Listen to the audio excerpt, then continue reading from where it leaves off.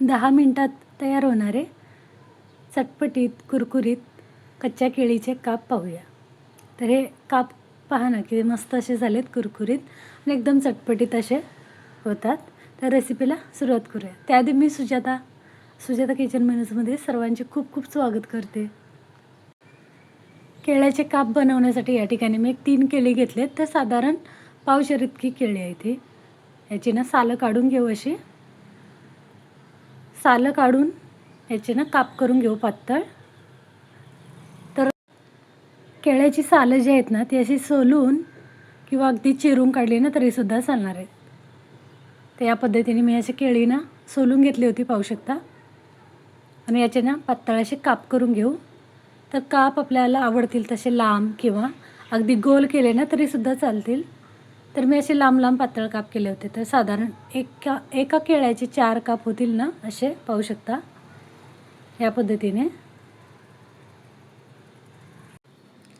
तर आवडीनुसार केळ्याचे काप लांब किंवा अगदीच गोल केले ना तरीसुद्धा चालतील. तर या ठिकाणी मी संपूर्ण असे काप करून घेतलेत.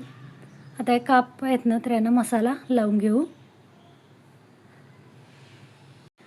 तर केळ्याचे काप ना असे लांब चालतील किंवा गोलसुद्धा चालतील. फक्त ते थोडेसे असे पातळ बनवून घ्यायचे, व्यवस्थित भाजले जातात, कुरकुरीत बनले जातात.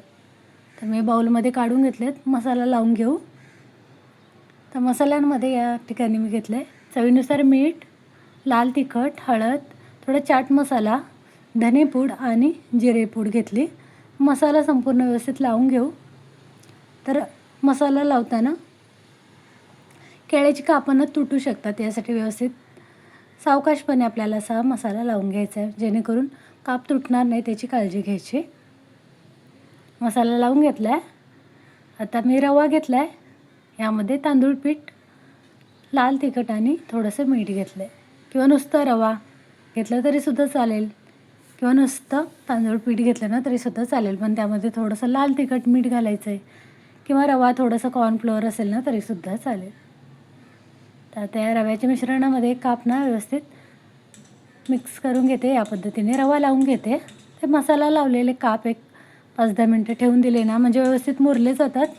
किंवा अगदीच घाई असेल ना तर असे रव्यामध्ये पटकन घोळवले तरीसुद्धा चालतील. व्यवस्थित मसाला लावून घेतला होता मी कापना आणि रव्यामध्ये ना परतवून घेतले. तसे पाहू शकता गळवून घेतले छान. एका बाजूला तेलसुद्धा गरम करायला ठेवलं होतं मी. तेलामध्ये व्यवस्थित भाजून घेऊ. तेल गरम झालं आहे तर यामध्ये काप घालून घेते आणि दोन्ही बाजूने खरपूस कुरकुरीत होईपर्यंत ना केळ्याचे काप व्यवस्थित भाजून घेऊ. तर एक केळ्याचे काप ना एका बाजूने झाले म्हणजे परतवून घ्यायचे आहेत. दोन्ही बाजूने चांगले खरपूस होईपर्यंत भाजून घेऊ, म्हणजे मस्त असे ते कुरकुरीत बनले जातात. तर एका बाजूने झाले होते तर मी असे परतवून घेतलेत, पाहू शकता. तेलही मी अगदी सुरुवातीला घातलं होतं ना तेवढंच कमी तेलामध्ये असे बनवले होते.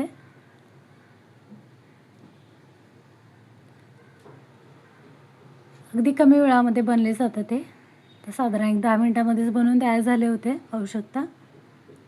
नुसते असे जेवणाच्या ताटामध्ये तोंडी लावण्यासाठी किंवा नुसते अधेमध्ये शॉर्ट ब्रेक बोलूया किंवा अगदी लहान मुलांनासुद्धा खायला आवडतात असे बनले जातात. अगदी चटपटीत आवडीनुसार यामध्ये आपण मसाल्यांचा वापर करून बनवू शकतो. दोन्ही बाजूनी छान असे मी भाजून घेतले त्याने आता बाजूला काढून घेते. तर पाहू शकता मस्त असे भाजले गेलेत, अगदी कुरकुरीत असे बनले गेलेत. तर तुम्हीसुद्धा एकदा ना या पद्धतीने नक्की बनवून पहा. तर तुमची कोणती पद्धत असेल ना तीसुद्धा नक्की मला कमेंटमध्ये कळवा. रेसिपी आवडली तर व्हिडिओ खाली लाईक करून चॅनलला सबस्क्राईब करा. तर पुन्हा भेटूया. धन्यवाद.